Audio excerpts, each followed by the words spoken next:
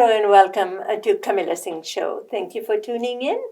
And before we start the show today, we want to take a moment to thank the first people of this land. And June 21st is Indigenous Peoples Day. So you go out, enjoy, celebrate their culture, tradition, and it's their generosity that we as immigrants are able to come, live, enjoy, and work on their land. So we are grateful for the first people of this land. So with that, having said that, we have our panelists back in the studio. And as we all know, there is a decision came down from the city and the mayor and the council about the future of policing in Surrey. So my guests are here to debate, is that a right decision or wrong decision or what's going to happen next? So welcome Annie and Elaine, both of you. You both have been here before and you have a lot of insight with, you both are taxpayers of Surrey and lived and worked here. And then just think about, is it the right decision? Some people are complaining that it should have been a public forum to decide which policing will be the best for Surrey. But we elect the council and the councillor, the mayor and the council. They could have closed door meetings. In camera meetings, what I'm trying to say. Yeah. They have the right. We all have right to have in camera meetings.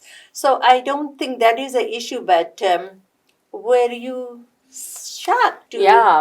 No, because we all know where Mayor Brenda Locke sits, right? We all know the issues that have been going on around that. I think as to the closed meetings or at least not public forums, it's worth talking about because people are definitely mentioning it. I think because everything's been so out there, like even Mike Farnsworth's letter gets leaked, right? Like everything just seems to be like in the open all the time. I think people were expecting or hoping for some sort of public hearing. I think there's still a lot of us, and I certainly can count myself as one, that we're hoping, maybe not for a full referendum because those cost money and all of that, but perhaps a going back to the people in some way, shape, or form. So perhaps that's lingering, right? The idea of like, well, whether it's McCallum or Locke, like, can we get a little bit more of a say, right? So perhaps that I think is what's kind of washing over some people right now as the decision comes down. But I was not surprised. And I'm not surprised that some people suggest it's not over yet. So we will see. Oh, me? Yes. Yeah. It was a joyful day for me, honestly, and for many, many millions of us, because we had campaigned for this. We had got about close to 350,000 signatures. I was part of that with the police union, but I think the decision has been made. The people have spoken, and Brenda was elected on the platform of retaining the RCMP. So the people's voice have been heard. And so now I feel that cooler minds should prevail. Everybody should leave their ego at the door and come to the table and work with the mayor. I was quite disappointed on the outspokenness of Mike Farnsworth, because I could not believe that he would go on TV and scold a mayor. If she can't make a decision, I'll make it for her. I mean, if we're talking about women's equal right, that was just flushed down the toilet by the provincial government, by Mike Farnsworth. He ought to be re-examining how he speaks on TV, and there are women listening too. So I felt like he didn't serve any purpose by saying that.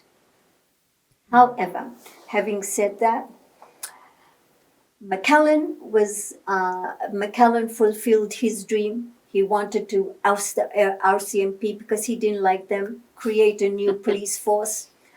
and he left millions of dollars spent on them, so it would become really difficult for the next mayor to do what she wants. So now this mayor was elected by the people of Surrey to retain the RCMP, and she has spoken. They have made a decision, and we ought to respect the mayor's decision and leave our egos outside. Whatever the bigger picture is about, integrated police force, regional police force, whatever, the province should have foreseen all this. Yeah. But short-sightedness about the province, and now Mike Farnsworth seems to me like he wants to push the agenda his way. It's his way or the highway, and coming back saying, I have to read this, I have to approve it. It doesn't serve anybody's purpose. He is only making himself look foolish on TV. So they ought to just keep quiet and work with the mayor and work respectfully and honor the people's voice. And I believe that we should now shut this topic down and go on in the business of making Surrey more beautiful, safer, and all the agendas that we have for our policing force in Surrey.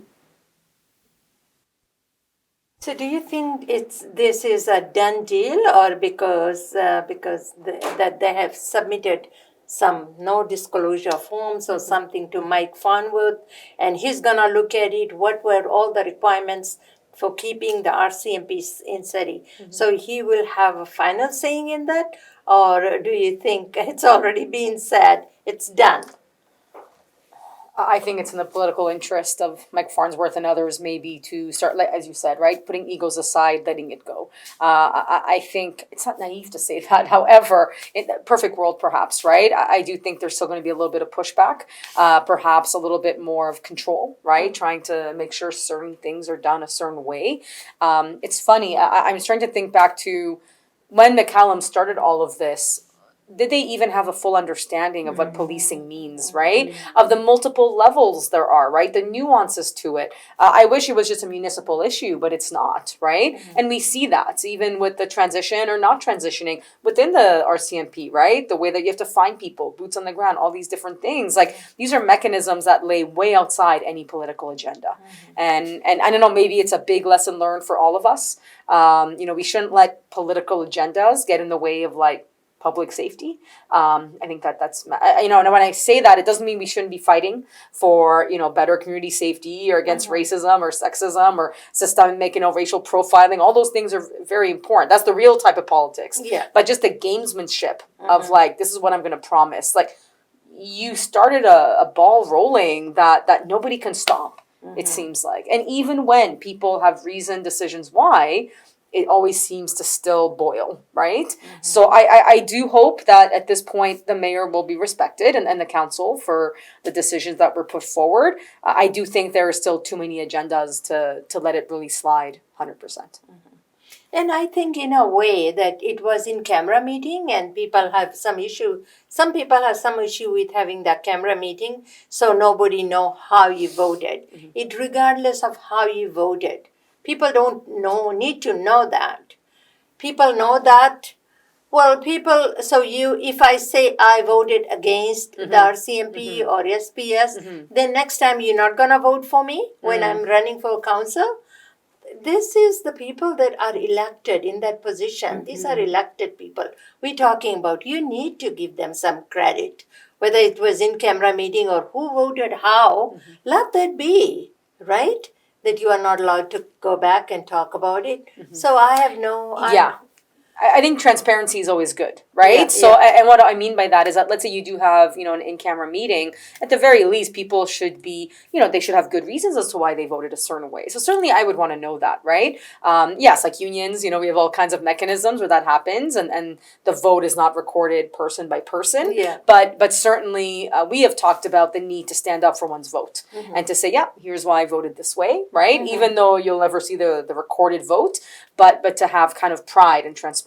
So, and I don't think anybody should be, none of us are single issue voters. We shouldn't be.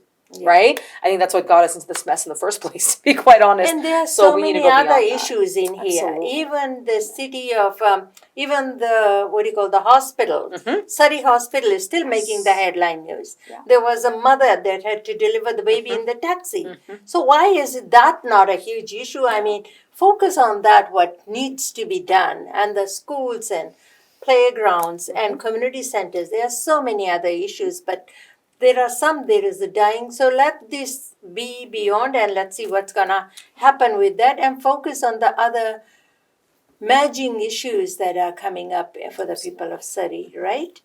Yeah. So what do you think are we done? Can we move on? Do you have anything to add to make sure that I personally, I don't even live here, but I want to see that this is a done deal. Yeah. It was up to the mayor and the council, and they have made a decision, and that's what's going to be. To me, whatever was going to be, they sent it to Farnworth. He's the safety minister, have a look at it, put on the dotted line, sign, and it's gone. So let's move on with something else. We have spent too much money and time on just one issue, right? Do you want to add anything? So I kind of my thought span is the mayor and the councillors are not incompetent. They are competent people to make decisions. I do not appreciate when provincial government people come in and say, I have to look at it and I have to approve this. And this is almost like student and principal type of thing. Mother and I'm the parent and you're the children and I'm going to say this and you got to do this. Like even the body language, the way they speak, the way Mike Farnsworth speaks as if he's ready for a fight. I mean, that's not the persona you should show on TV. Okay? And that gives fire to the fuel that is percolating within the community that, this man, he's our solicitor, attorney general, solicitor general, my premier and all. They're all on our side, so we can say whatever we want to say on TV and trample on other people's rights. One right doesn't supersede the other rights. The mayor has the right to make the decision. She's competent. She's made a decision, and let's get on with the service of policing Surrey, and let's put our egos aside and not come back with vengeance and say, I didn't get my way, so I'm going to say this and I'm going to keep dragging this. So I think the provincial government needs to wind down the way they speak to the mayor of Surrey and their communications. They need to just cool and sit down with cooler heads and come together and see how they can put RCMP back and make it work, and how the transition is going to happen. RCMP, I heard in the news, 80 officers are ready to join the RCMP. I heard our ex-mayor, Diane Watt's interview. She is echoing what I'm echoing. Let's let our egos outside the door and let's come together. And Brenda has made a decision and let's respect it. I think when you look at it, both are elected bodies. Like City of Surrey, the mayor and council are elected by the people. Even the people in Victoria, the NDP, they are also elected by us. We are the one that put them there. Exactly. So we have to think about how long are they. If they are not happy, NDP may be gone in the next election. Who knows? If you're going to be making such a huge issue out of this and not respecting, because when I'm thinking about it, both are elected bodies, they are doing the job. Yeah. Is the provincial government and this is a municipal government. So they need to have respect for each other. Come and a table and sit down and how could we be able to help each other? But you cannot have your ego, and maybe next time the people will ask him to step down as a safety minister. You're correct. Yeah, and because people, we are the voters, right? Yep. We are the voters. So I think something like that, you are very right, that we must be thinking about cool head and put your ego aside. How can we work together to make sure we both get elected, the municipal government get elected again, and the NDP, people in Victoria get elected again. So, I mean, political math is one thing, right? And that's one part of it, right? Like, what are we doing, right? How is this playing out? But again, I'll just repeat this. To me, it's put the uniforms down. Yeah. Sit down and talk about the issues. Yeah. So if people, because again, I'm certainly one that wants people to be critical. We should be critical of ourselves. As a teacher, I should be critical of my own practice. Yeah. So if there are glaring issues that people are seeing within a police force, forget the name, right? What are they? And how do we resolve them? Because that costs money too, right? So now we've spent how much? How many millions? Yes. And now when we actually have issues, right? And I mean this, like, every profession has issues. It's not like, the RCMP is problematic. Like, just every profession has issues. So now where's even the money for that? Yeah. Because it seems like we don't have enough money just to take care of our hospitals, take care of our schools, and now we have another hole, right? That's building. So I think I want to see our politicians do that first. That's the math that I want to see them do to earn my vote. Yeah. Right? And absolutely, if egos get in the way, if they just think, well, we're in power this long and we get to say, and I think, municipalities, absolutely, they have their own charters, depending on what, style of government they have their own mechanisms. And when it comes to multi-layer, like literally every level of government is involved within this portfolio, never again should we see one person defining, like a whole change, right? And that is McCallum. But don't forget that Mike Farnsworth is dingling this amount of money if we transition to Surrey Police. Yeah. I mean, that should never be the case. It's a bribery, I would say. That money should come into the city of Surrey, and we could apply it to the hospital, to our school education system, all the roads and community center, everything. And so don't dingle the money that, if you go that way, then I'm going to give you this much. Who the hell does he think he is? And where is the money? That money is taxpayers' money. I know. And that money is only going to last for 5 years. So after that, who is going to pay for SPS? Is the people of Surrey. Yeah. Right? I mean, 5 years gonna go very quickly, So I think this is the end about talking about policing in Surrey. Let's hope so.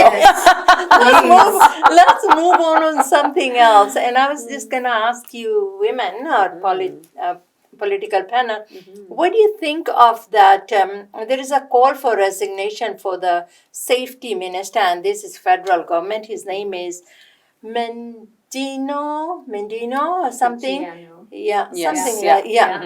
And he's the one that knew 3 months prior to Paul Bernardo being transferred from the maximum security to the minimum security in Quebec. And now he's coming on board and saying, well, my staff never told me. I just found out. And then they are saying the Prime Minister knew it, he knew it. And now they are asking for the resignation of the minister. So, because actually, I think if there is anybody, well, this guy has been behind bars for long, I think 15 years already. He got a maximum sentence for killing 2 school-age kids, right? But don't you think there is a victim service workers that the parents should be informed what is happening? But where did all that come thrown out? And he's saying, so is anybody got fired if he was not informed as a minister? Was anybody from his department or office got fired? Because if they knew it 3 months ago, why was it not shared with the minister? Or do you think he's just making it up? I think you raise a really good point. I think this goes much deeper, right? I mean, the reality is criminal law and those kind of decisions in terms of sentencing and what kind of rehabilitation or, whatever process, punitive measures undertaken, Absolutely, the victim's family should have been put first. So I do question that. So yeah, Paul Bernardo is an absolute monster. That being said, it is highly unusual, if not maybe unconstitutional, for the federal government to go into like a decision, right? One specific court case, right? That's a slippery slope too, because depending on political agendas, right, you can really start playing around with people's lives. But that being said, I do think a victims' rights approach is really important to these cases. And certainly the minister should be applying that lens at all times, or his office, or whomever the staff was that knew. What were they doing to ensure that the public and and again, the victims' families especially, were aware? Because typically those moves, like, they come after a certain amount of time. There has to be discussion about it, right? If like a parole hearing where families show up, because they want to speak their truth, and maybe parole should be denied, victim right? impact statement and things like that. Yeah. So and I think for Paul Bernardo, again, that there's sentencing guidelines here, right? That there's things that are outside of really our control, our daily control. I don't think politicians should be allowed to make those decisions because they're not lawyers. A lot of them are not professionals in that field.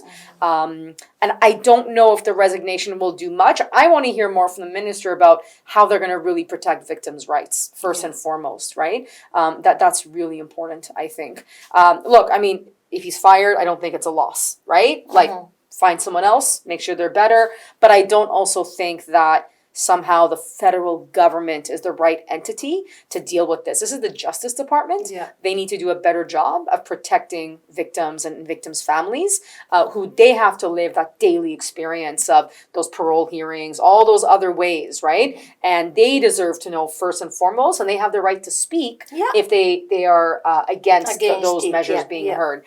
That's who I want to hear from first. And it is a good question. So if he didn't know, and it's 3 months, where did that fall through the cracks? Yeah. And that's a justice system problem, much bigger than just one minister. It's not the justice system problem. The Supreme Court of Canada 2 years ago released that they are going to lessen the term of people who were incarcerated for 25, 35, 40 years. If you go back and it came out, so following the Supreme Court of Canada's orders, this person has come to the list of, now he has served so many years in hardcore prison isolation situation. He now deserves some leeway to be transitioned into a general or more inclusive inmate situation. Now, the opposition should know all this. The government should know all this. This is just a creation of a topic. and I have to tell you, sometimes what the opposition leader speaks, I don't know what comes out of his mouth. He has not got his facts right. Yeah. The public safety minister knew nothing about it. The prime minister doesn't need to know about this. They do not run the corrections department of Canada. Yeah. This has nothing to do with politics. And what has come down is just BS. This is wasting Canadians' time, the airtime that the broadcast people are giving to this topic, wasting the Prime Minister's time, wasting the Minister's time, just on this. For instance, in my case, my son's killer, he has been sentenced for more than 25 years. Now, if the correction department goes and says, okay, because the Supreme Court of Canada's orders have come down, he deserves some leeway and some out of isolation. Does Eileen have a right to go and... I do have a right to fight, but how do I fight the Supreme Courts of Canada's ruling? So we should focus on that. And what the leader of opposition is talking about is garbage. It's interesting to me, like leniency. I mean, at the end of the day, there was a lot of research done around like isolation and what that causes and all of that. We still have a charter, right? And people still have rights. And I don't see him moving to a different institution. They're not releasing him. This is not day parole, so it's also not to the extent, right? But I would have to say this. I think for any family, for maximum, though, he's gonna go to minimum.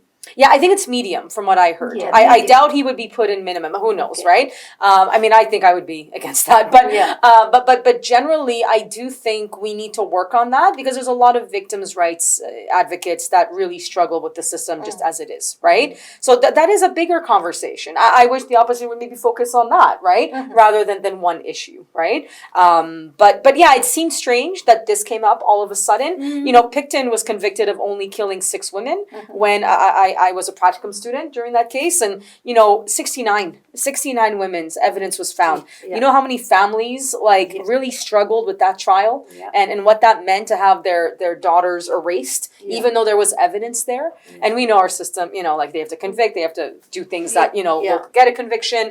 So we know there's so many problems in the system, and I want to focus on that more than any one person. And I do think we do have to keep our the separation of powers really clear, right? I think that is very important. Again, I don't care what party you are in. I don't think you have the right to really define one person's case over that. And then again, what went wrong then? If people didn't know why, I mean, that's worth a talk, but it's not a reason to go. I mean, I could go to the opposition minister and say, "Hey, will you fight for Jamie Bacon? Can you put that up in the parliament and speak about Jamie Bacon and his criminal families, right? Why didn't he pick up that situation? He is the most dangerous gangster in BC, but." He picks on something. But he has a right. The ruling affects Jamie Bacon and the likes and the worst of the worst of the worst from the Supreme Court of Canada. Did I like it? No. But it came down. And the leaders of opposition knows about it. So what they are talking about. That's worth applause. Okay, with that, I'm looking at the clock right now. We ran out of time, and thank you so much for watching Kamilla Singh Show. And if you have any issues that you want us to discuss in here, so that bring it out and educate everybody what your rights is, please let us know. And thank you to the panelists. We have given up their Saturday to come and talk to us, talk to you people about we talked about 2 topics today. Thank you. Thank you. Thank you, Kamilla.